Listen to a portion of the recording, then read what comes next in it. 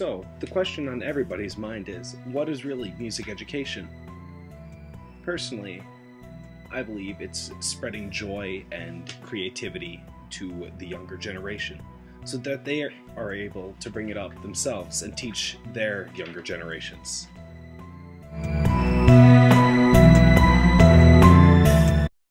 Music education is training for a lifetime of human expression.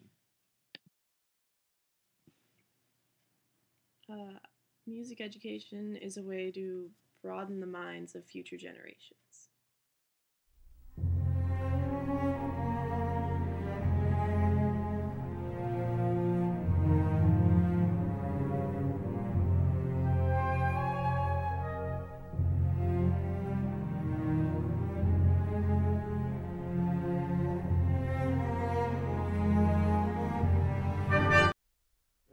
So this is Brian Zingala, and what school did you go to?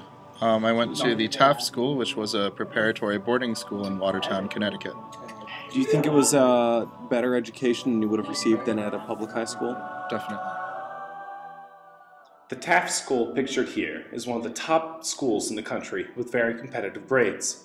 However, public high schools such as Liberty High School are much more common. Even when compared with Taft, the public high school can still hold its own. It was a really good school, very good honors program, but they also had a very strong music program, which was very good because it taught things that you can't learn in the classroom. That's good. Did you see any? From these two experiences, it's obvious to see that any student can excel given the opportunities, whether it be in a charter school, a prep school, or a public school. Rauner is one of 7 Noble charter schools in Chicago. The graduation rate is 95%. 85% of its graduates go on to college.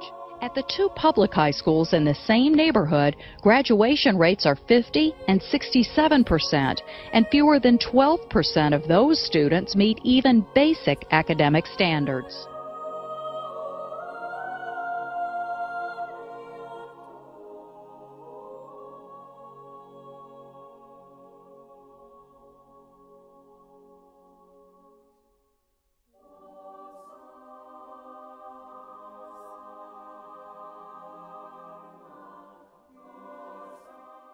As you can see by this research, a much smaller percentage of charter schools are doing as well as the public would like to think.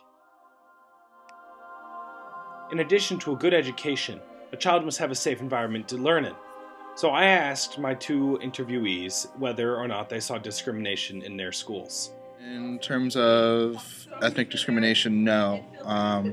But it was easy to see that there was some discrimination in terms of socioeconomic. To an extent, yeah. But I guess it's not really that, but that's a different issue, like the whole homophobicness. But there was, obviously. As you can see, there are various types of discrimination. It could be racial, such as against African Americans or Latinos. However, it can also be socioeconomic, such as somebody making fun of someone for being poor. It could also be for insecure boys to pick on the insecurities of others.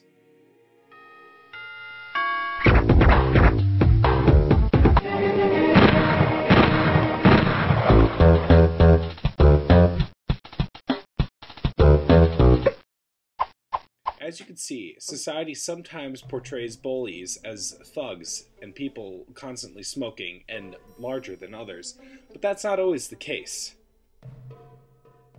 In some cases, although rare, the potential bullied can become the bullies. This just goes to show that not all bullies are larger and stereotypical thugs. Not all bullying is physical. A lot of bullying can be mental, and that can be a lot more detrimental to the growth of the child.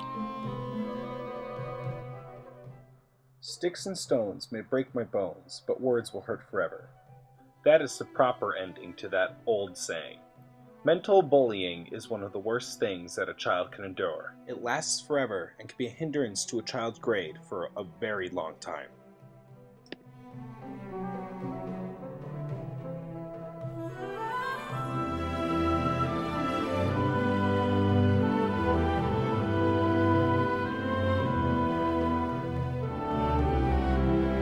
You gonna hit me? Do it. Don't push me! Hit me because it's not gonna change who I am. You can't punch the gay out of me any more than I can punch the ignoramus out of you. Get out of my face! You are nothing but a scared little boy who can't handle how extraordinarily ordinary you are.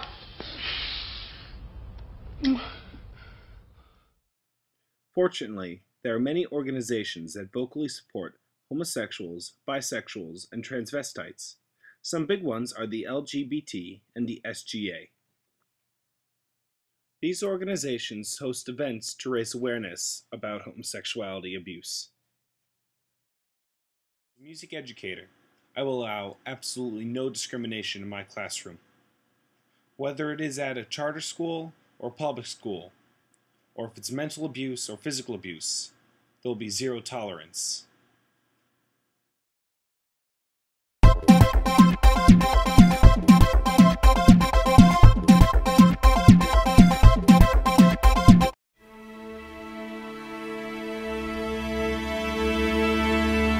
Thank you.